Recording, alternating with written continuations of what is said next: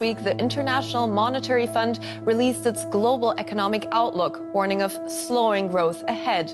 But there was one bright spot: India, which is set to grow more than 6% this year. That's more than any other major economy. According to the IMF, an increase in Indian domestic investment is key. It also said that growth is set to continue in the years ahead. However, today, the likelihood of India becoming a superpower is discussed by the so-called prominent personalities. So yes, India's enemies, pay attention. India's time is coming, and almost nothing can stop it from happening. India is being called a stock market superpower. Indian companies are ending 2023 on a high. There's a bull run in the stock markets. If you club all publicly listed companies in India, they're worth more than $4 trillion. Mostly part of two exchanges, the Bombay Stock Exchange or BSE and the National Stock Exchange or NSE. Thousands of companies are listed on these exchanges and they're having a dream run. There is big money flowing into Indian markets. Indian companies have become more valuable. Modi. Yet Xi and Modi certainly pursue common interests against Western dominance. On the other hand, they are arch rivals with leadership aspirations for the global south. In addition, China's economy is weakening, while India is catching up enormously. So on to the point we ask: India booms, China cools. The last year had its share of shocks, but India remained resilient. It was the world's fastest growing major economy. Growth remained steady. Inflation was a worry for a while, but it's largely been contained. And the year ahead looks good. Hello everybody. In today's episode, we are gonna draw a deep picture of how India is following the path toward becoming the next superpower, and why US is so afraid of this matter. Is all the sanctions and everything that's happening around us right now is just because US doesn't want India to be the next superpower? Why the world is revolving around India and India is gaining so much importance in the geopolitics nowadays? Is it because the world is seeing India to be the next superpower? Is the war between Russia and Ukraine gonna create the same opportunity for India that World War I and II had created for US? Is history gonna repeat itself? Let's see. Chapter 1. How did US become a superpower? Let's take you back to 1940s, where it all started. The World War I, in which all the major empires drained their resources in the war. During this period, UK's debt shot up from £0.62 billion in 1913 to £7.8 billion in 1930, which created a void of 25% of its GDP to 130% of its GDP.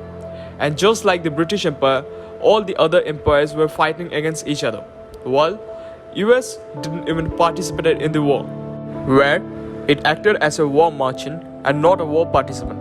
Now, to explain this in brief, while all the empires were busy in fighting and draining their resources and manpower, US made a brilliant move by utilizing its capital and manpower into production of cotton, wheat, brush, automobiles, machineries, and millions of other goods.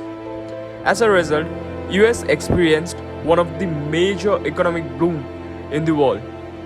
The total value of exports just grew from $2.4 billion in 1913 to $6.2 billion in 1917. The export of automobiles machinery expanded from $480 million in 1913 to $1.6 billion in 1917. Same was the case with food exports as well, which climbed from $190 million to $510 million.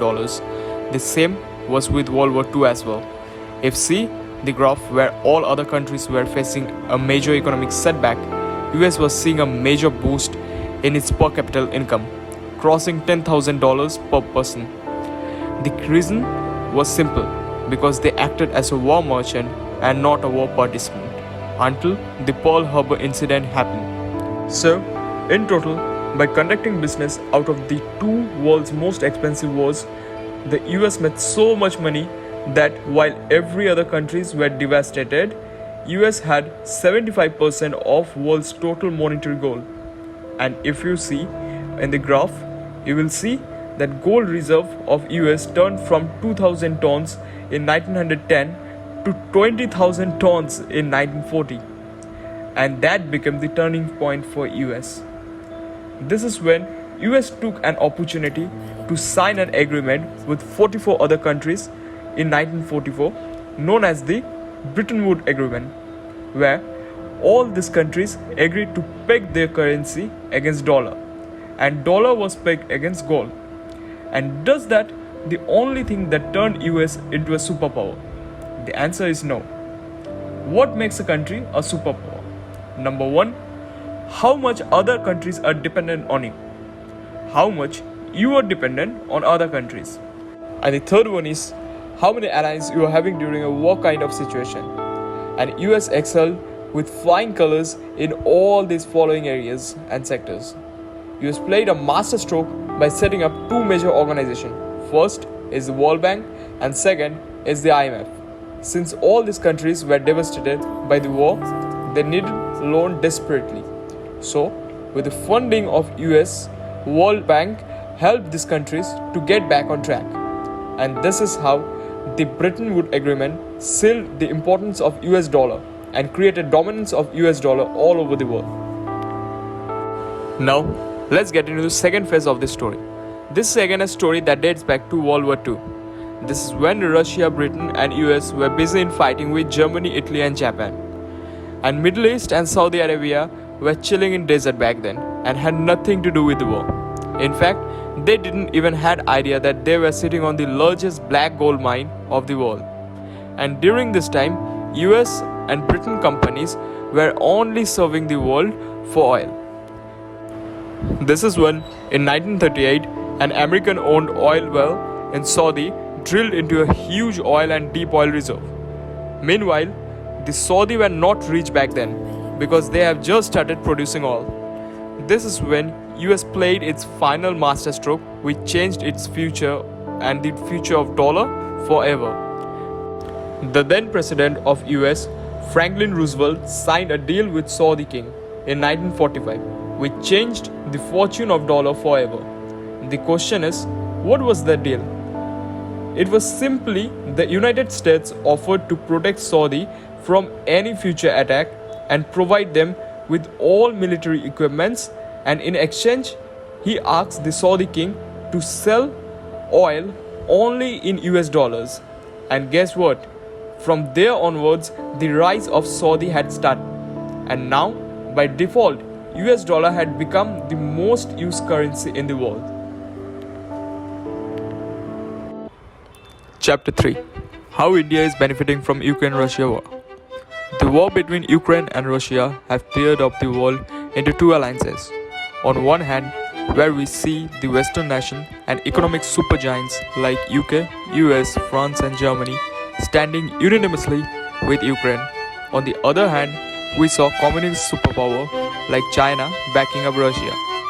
But there was one economic superpower, that is India, which took a neutral stand. US tried to teach Russia a lesson by implying economic sanctions, but Russia knew very well how to counter this move. Russia closed all its gas pipelines, closed the trade routes, and closed down its airspace as well for Europe. As a result, inflation reached its peak as Europe and the Western nation are heavily dependent on Asian products, whether it's agricultural, oil, or machineries. Now, as a result, all the Western nations had to bend toward India as an alternative. India took this opportunity and made a record export for the year. On the other hand, due to these sanctions, Russia stopped exporting oil as well to the West. And the demand for Russian oil also decreased. As a result, Russia started selling oil at a discounted rates to its friendlier alliances. The Indian merchants saw this opportunity and started selling European oil to the West by doubling up the price. And initially, India is pushing countries for trading in rupee. Already 22 countries have agreed to start trading in rupee for their bilateral trades. Projections are being made in next 2 to 3 years, India will come up to number 3 as an economic supergiant. Will India take over US in this race? Let's see. Till then, see you in the next video. Thank you and Jai Hind.